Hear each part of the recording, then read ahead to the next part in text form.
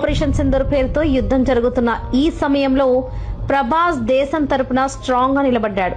పహల్గామ్ దాడులతో చలించిపోయిన ప్రభాస్ యుద్ధం అంటూ వస్తే తగ్గేదే లేదంటూ ఇండియా కోసం నిలబడతానని ట్వీట్ చేశాడు.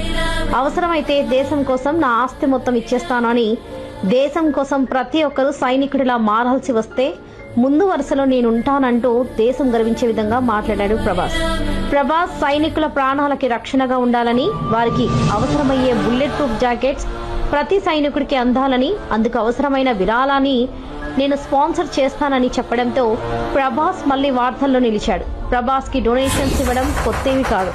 కోవిడ్ టైంలో బాహుబలి టీం తరఫు నుండి దేశం కోసం 100 కోట్ల విరాళం ఇచ్చిన నిజమైన దానకర్ణుడు ప్రభాస్. ఇంకా ప్రభాస్ డొనేషన్ లిస్ట్ చూసుకుంటే 2020 కోవిడ్ సహాయం కోసం ప్రధానమంత్రి రిలీఫ్ ఫండ్ కి 3 కోట్లు, Andhra Pradesh, Telangana CM relief fund కి